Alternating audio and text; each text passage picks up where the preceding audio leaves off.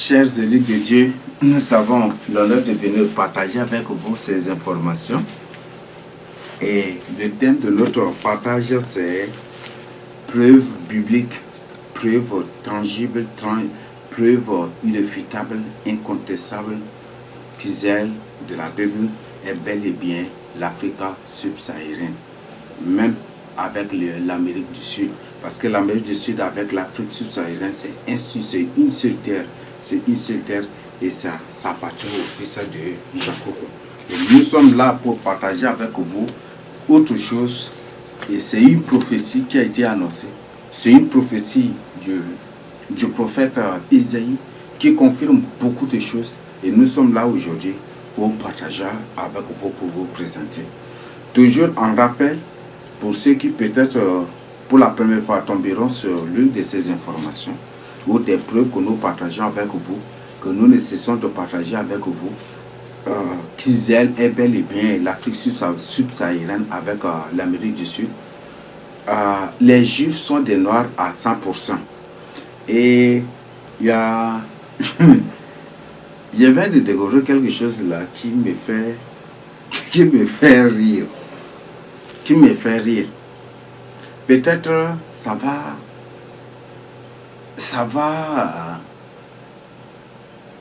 va vous surprendre ou ou peut-être ça va scandaliser des âmes. Mais c'est la vérité, je dois vous partager cela, je dois vous dire. Lisez Ézéchiel 1 et lisez les 10 premiers chapitres d'Ézéchiel. Parce que dans les 10 premiers ou 11 premiers chapitres d'Ézéchiel, Ézéchiel fait la description des chérubins, n'est-ce pas? Et il fait la description même de Dieu. Et c'est là où c'est vraiment merveilleux. Dieu est 100% noir. Et les chérubins même décrits par le prophète Ézéchiel, ce sont des noirs à 100%. Vous voyez ça? On dit que c'était qu'il y avait une forme de pierre, de jaspe ou de quoi, ou de saphir, et puis au milieu, il y avait une forme humaine et ça a la couleur que c'était comme de l'airain poli. Vous voyez ça? L'airain poli, vous connaissez, non? Quand on polit l'airain c'est noir, n'est-ce pas?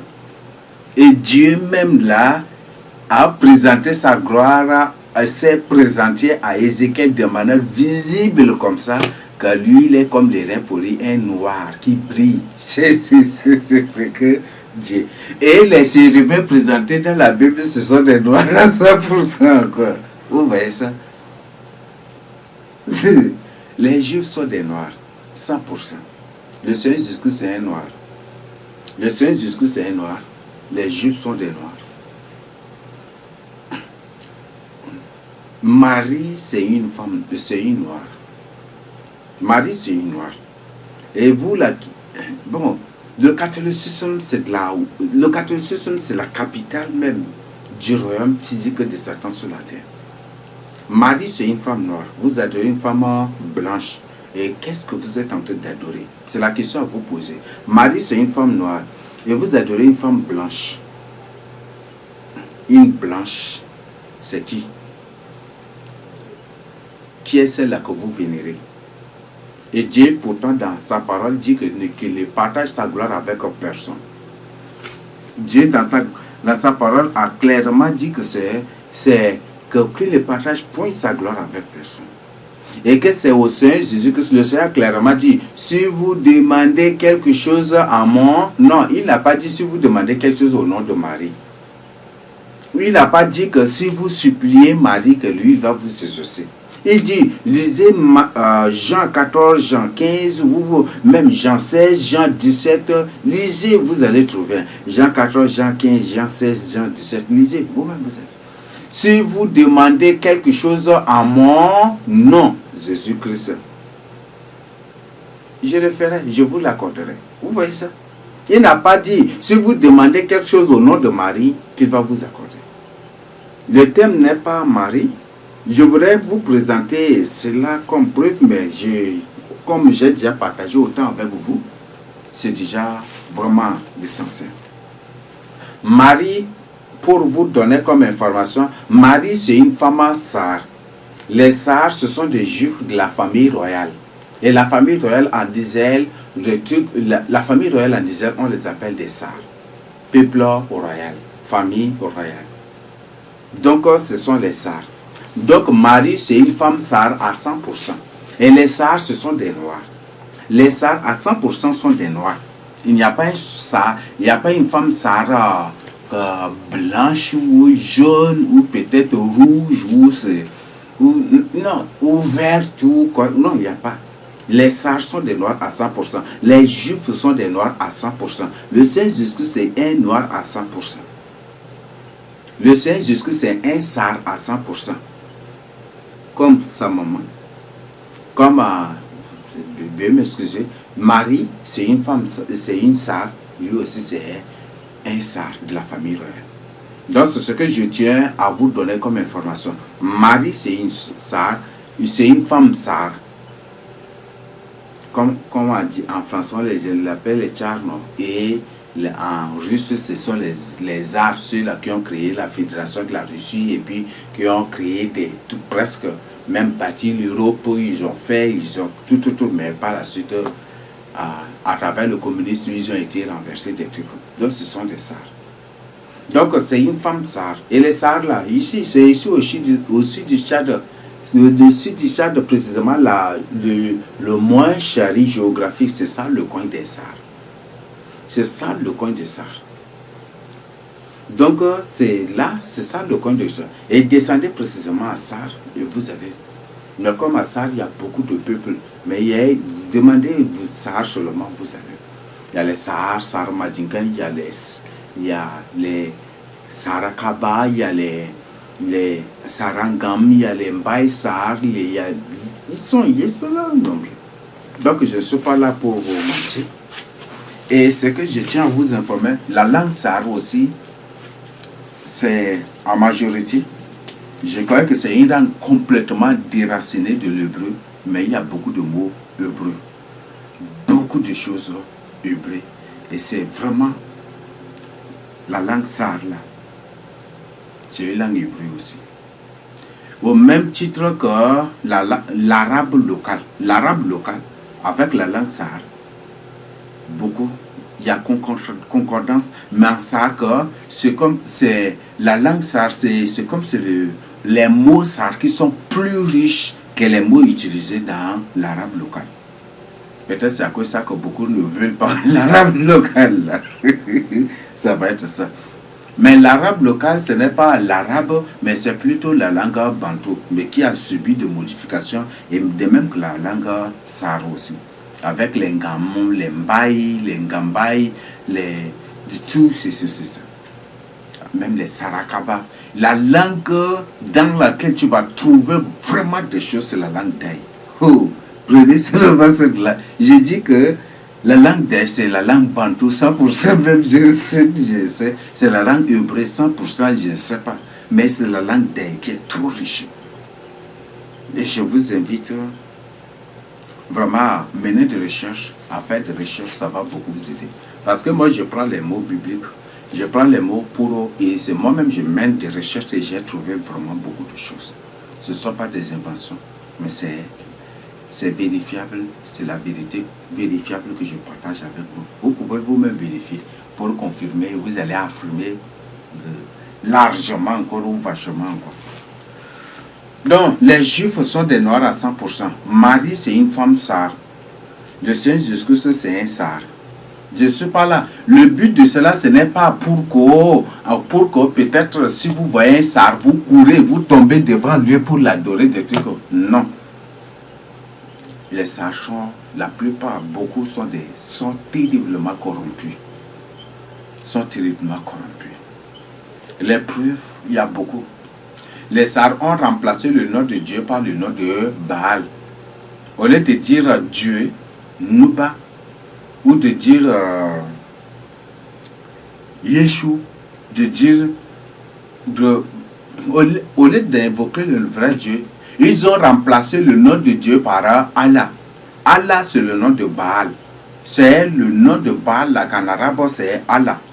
Donc aujourd'hui, ils ont remplacé le nom de Dieu par le nom de Baal qu'on appelle Allah. Allah, c'est le Dieu de la lune. Nous n'adorons pas le Dieu de la lune. Et ce n'est pas le Dieu, ce n'est pas Baal là, qui a apparu à Moïse pour dire à nos parents de sortir. Ce n'est pas Baal là, qui a fait des miracles en Égypte pour faire sortir nos parents de l'Égypte. Donc c'est ce que vous devez d'abord comprendre. Et je vous parle de manière directe. Donc Allah n'est pas l'éternel de Dieu. Et l'éternel des armées n'est pas l'éternel Dieu. Quand Allah s'était levé contre, s'était levé pour remontrer à travers ses prophètes face à Élie, qu'est-ce qui s'était passé? Allah voulait les prophètes de Allah ou de Baal, Baal qu'on appelle Allah. Donc les prophètes de Allah se sont levés, ils ont invoqué le nom de Baal ou de Allah, comme nous l'appelons aujourd'hui. Et ils l'ont invoqué en vain. Allah n'a pas répondu. Mais c'est l'Éternel des armées qui avait répondu à la prière de Élie. Donc, adorez Dieu, mais n'adorez pas Allah. Allah, c'est le nom de Baal en arabe. Donc, c'est maintenant. Toi qui t'appelles Allah Ngombay, toi qui t'appelles Allah Rarisum, toi qui t'appelles ceci, il faut maintenant abandonner ce nom-là. Et il faut cesser de prêcher, de quitter ces temples-là. Et cesse de prier au nom de Allah. Parce que c'est ce Baal-là qu'on appelle Allah en arabe. Donc cessez maintenant. Cessez. Donc quittez les pratiques de Baal et répentez-vous pour votre salut. Non, j'ai déjà partagé tout avec vous. Dans le Seigneur Jésus-Christ, c'est 100% noir. Le Seigneur a dit que celui qui m'a vu a vu le Père. Le Père est 100% noir. Je ne suis pas là pour... Je n'invente rien. Hein. Je voudrais que vous-même... Lisez Ézéchiel. Ézéchiel chapitre 1, chapitre 2, chapitre... Lisez hein, les 11 premiers chapitres de Ézéchiel. Vous allez trouver à 100% que Dieu est noir. Dieu, le Père là, c'est un noir. Donc le Saint-Esprit même, c'est un noir aussi. Le Seigneur Jésus-Christ, c'est un noir à 100%. Élie, c'est un noir. Élie, c'est un noir. Le prophète Ézéchiel qui a vu Dieu noir là, lui-même, le prophète Ézéchiel lui-même là, c'est un noir à 100% aussi. C'est bon, n'est-ce pas? Non, je ne suis pas en train d'inventer des choses. Il y en a là. Toutes les preuves bibliques sont là. Toutes les preuves bibliques sont là. Donc, prenez seulement le livre d'Ézéchiel et vous allez être surpris. Vous allez être surpris. Et même dans Apocalypse, c'est Apocalypse combien là? Dans Apocalypse, lorsque Jean a vu, il a vu là-haut et il a vu une personne assise sur le trône. Et la description, c'est un noir. Vous voyez ça? Vous voyez ça? Bon, je ne sais pas. Est-ce que c'est bon même de présenter un enseignement sur des pareilles choses? Puisque, bon, c'est bon, mais quand même, les informations capitales sont déjà données. Donc, à vous maintenant, c'est déjà donné. Et vous devez vraiment vous réveiller aujourd'hui. Vous devez vous réveiller. Lisez Apocalypse. C'est Apocalypse chapitre combien? On fait la description. Et c'est Apocalypse 4, 5, non. Lisez vous-même, vous allez trouver. La description de celui qui était sur le trône, qui avait tenu le livre, les 7 sceaux, les 7 sceaux, non? Qui avait tenu le livre, le rouleau. Et quand on dit qui peut tenir, ils ont fait la discussion. Et on dit que c'est, et par la suite on pose la question, qui peut prendre le livre ou briser les sceaux. Et la description de la personne qui est sur le trône, là, qui est Dieu le Père, là, c'est un noir à 100%. Vous voyez ça? Peut-être ça va vous amuser, ou peut-être par ignorance, par votre mal affirmation, vous allez dire que je suis en train de faire le racisme. Mais je vous dis la vérité. Donc je ne suis pas là pour vous mentir, mais plutôt pour vous dire la vérité. Et vous devez vous réveiller maintenant aujourd'hui. Vous devez vous réveiller. Donc, toi là, qui crache sur les noirs, bon, ce n'est pas, je ne dis pas que c'est du racisme, mais d'aller cracher sur ton prochain, c'est du péché. Toi qui n'as pas de considération, il faut vraiment faire attention. Parce que, moi je veux, ma prière là, c'est que tu sois sauvé. Et quand tu es blanc, où tu es blanche et que tu es en train de cracher, tu n'as pas de considération pour les noirs. Quand tu vas apparaître devant Dieu que c'est un noir, c'est en ce jour-là, je vais voir, oh, je voudrais être là à côté de toi et comment tu vas réagir, comment tu vas sursauter, comment tu vas... Je voudrais que ce jour-là, je sois là, juste à côté de toi pour voir comment tu vas réagir. Donc, cesse maintenant à partir d'aujourd'hui. Parce que Dieu, là, le Seigneur Jésus-Christ, le Dieu le Père, le Créateur incréé, c'est un noir à 100%. Donc, il faut cesser de négliger. Il faut cesser maintenant de raconter n'importe quoi sur les noirs. Et il faut cesser de les maltraiter. Ce sont tes prochains. C'est à cause de tes péchés de nos parents que Dieu a fait qu'ils sont déportés et ils sont partout aujourd'hui. Il y a ceux-là qui sont dans les Antilles, dans Guadeloupe, Martinique, ils sont partout en Europe et partout en Europe, partout.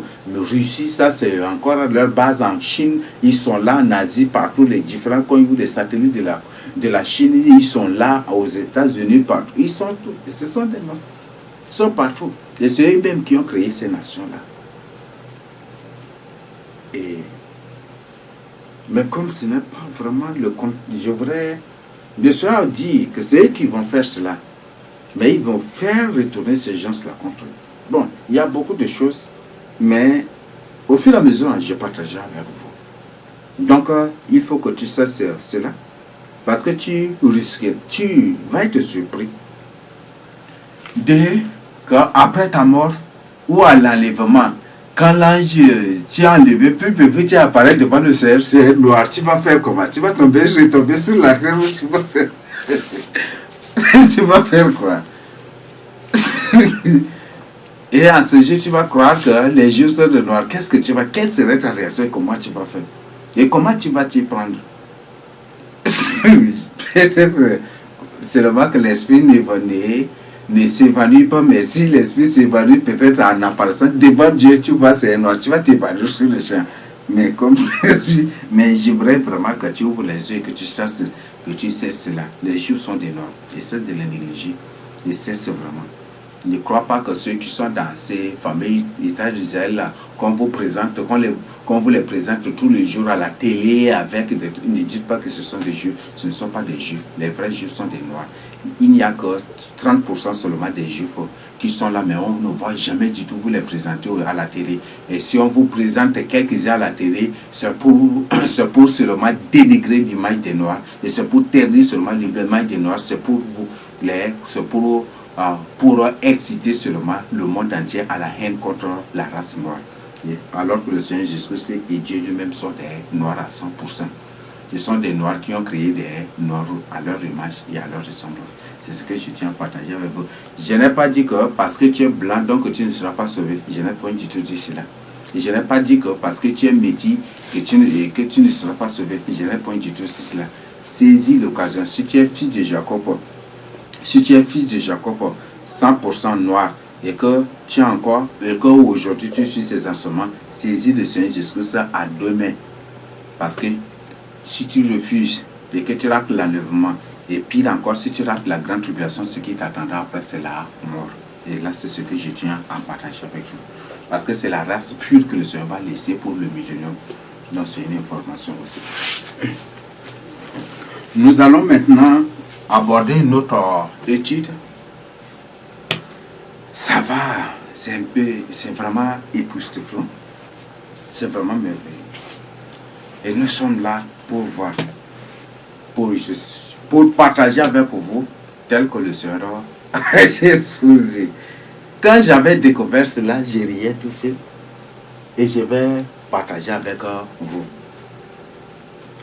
Avant tout, je voudrais partager une chose, c'est une découverte ici dans la Bible. Non, je vais vous présenter bibliquement que la ville de Bénoï est là dans la Bible. Et c'est à Bénoï que le Seigneur Jésus-Christ a ressuscité l'enfant de la veuve. Peut-être beaucoup de gens vont sursauter. Ils vont dire, mais quel Bénoï encore? Mais c'est Bénoï, effectivement. Ou dans la Bible, on l'appelle la ville de Naïm, n'est-ce pas? Ville de Naïm. Et c'est cette ville de Naïm qu'on appelle la Bénoï. Il y en a ici au Tchad. Il y en a ici au Tchad. Il y en a ici au Tchad. On dit que Benoît se trouve dans la contrée de Galilée. C'est ça, non? Effectivement, Bethsaida, le coin tel que de Manda jusqu'à Bethsaida, Combra, tout ce coin-là, c'est considéré comme Galilée. C'est ça même Galilée de la Bible. Malheureusement, il y a des terres, il y avait des modifications de terres. Donc, il y a d'autres terres qui ont été raccommodées. Mais les villes bibliques là sont là et ça reste là encore jusqu'aujourd'hui. Donc, il y a la ville de Benoît dans la Bible. C'est à Benoît que le Seigneur Jésus avait ressuscité la femme de l'enfant, le fils de la veuve. Et je vais vous présenter ça bibliquement. Donc, veuillez m'excuser, ce n'est pas ça notre texte, mais je vais... c'est pas ça notre texte, mais je vais quand même nous donner. Et ça va vraiment nous aider aussi. Ça va vraiment nous aider. Donc, dans Luc 7, je vous donne la référence. Dans Benoît ici, c'est ici au Tchad. Et je vais vous présenter ça. Dans Luc 7, du verset 11 à 17. Mais je vais vous lire seulement. Bon, oui, si je suis rapide, je vais vous tout lire quand même. Le jour suivant, Luc 7, 11 à 17. Donc, que vous suivez ça attentivement. Luc 7, 11 à 17. Le jour suivant, Jésus alla dans une ville appelée Naïn. C'est ça, n'est-ce pas? Naïn. Ses disciples et une grande foule faisaient route avec lui. Lorsqu'il fut près de la porte de la ville, voici, on portait en terre un mort, fils unique de sa mère, qui était veuve. Et il y avait avec elle beaucoup de gens de la ville. Le Seigneur l'ayant vue, fut ému de compassion pour elle et lui dit, ne pleure pas. Il s'approcha et toucha le cercueil. Ceux qui le portaient s'arrêtèrent. Il dit, jeune homme, je te le dis, lève-toi. Et le mort s'assit et se mit à parler. Jésus le rendit à sa mère. Tous furent saisis de crainte et ils glorifiaient Dieu, disant, un grand prophète apparut parmi nous et Dieu a visité son peuple. Cette parole sur Jésus s'est répandue dans toute la Judée et dans tout le pays d'alentour. Peut-être en lisant, beaucoup vont dire, mais tu as dit qu'il y a Benoît dans la Bible, en faisant la lecture de Jésus à la fin, on n'a même pas entendu le nom Benoît. Ne soyez pas pressés, et je vais partager avec vous. En Sar ou en Gambay, ou en hébreu, ou en arabe local, une ville, on l'appelle B ou Bet. C'est pour cela, et c'est ça, c'est comme ça aussi que les Juifs, et c'est comme ça que nos parents, nos grands-parents, nos pères, là, ils nommaient les villes aussi. Donc, une ville ou un village, ou la terre natale, ou maison, on l'appelle B ou Bet. Ça, c'est en arabe local, mais en ça, on l'appelle B. C'est ça. B. Et donc, on dit c'est ville de Naïn, n'est-ce pas? Ville de Naïn. Par exemple, quand on dit c'est les villes, les compositions des villes d'aujourd'hui, c'est même dans la Bible, on parle de Beth Aven, Beth ceci, Beth ceci, Beth ceci, Beth ceci, ou B ceci, B ceci, B ceci. Et c'est la même chose aujourd'hui. Par exemple, on a Bekamba, Beboro, Bethsaida, Besa, Bindana, Begoulé, Bemurum, na B ceci, B toujours c'est toujours B. Donc ça c'est la même structure. Là vous comprenez déjà, n'est-ce pas?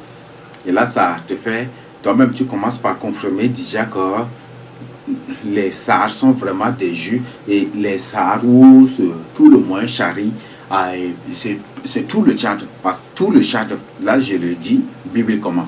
Parce que David était parti à Euphrates. Sur l'Euphrates, il a établi sa domination jusqu'à pour pénétrer même le Maghreb. Il y a grande partie. Ce qui fait que juste Our de la Bible, il y a Ouri. Ouri, ce sont des Lévites. Et vous voyez, ils sont où? Dans la bande d'Aouzou là-bas. Donc, David est parti, il a pénétré le coin jusqu'à là-bas. Donc, il y a beaucoup de coins que David avait conquis. Donc, ce qui fait que dans la Bible, on parle de bêtes. Nous, aujourd'hui en arabe local, c'est bêtes. Et ou B ansar. Et B ansar qui donne beaucoup de sens, beaucoup de signification. Beaucoup de signification aussi. Ça donne, c'est vraiment riche. Donc, maintenant, on dit c'est ville de Naïm. Donc, ville en hébreu, ou en arabe local, ou dans nos langues, c'est B. C'est en sar, c'est B. Ville de Naïm. Donc, maintenant, pour traduire maintenant en langue, on va dire c'est B Naïm. N'est-ce pas?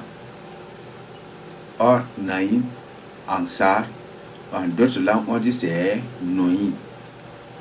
B Noïm. Et c'est ça. Naïm, on l'appelle, on dit c'est Noïm ou Noïm. Noïm. Donc, ville de Noïm. Naïm. Donc, Naïm, c'est Noïm. Ville, c'est B. Donc, B Noïm. B Noïm. Et c'est ça. Et c'est B Noïm là qui est là. Donc, voilà des preuves, n'est-ce pas? Donc, l'enfant de la veuve que le Seigneur Jésus a ramené à la vie, c'est ici à Benoît, c'est à Benoît ici. Donc, vous pouvez même descendre là à Benoît, vous allez voir. Donc, c'est ce lieu. Donc, ce sont des coins antiques, des villages antiques, des villes antiques, des grands villages bibliques. Et c'est ça. C'est resté comme ça.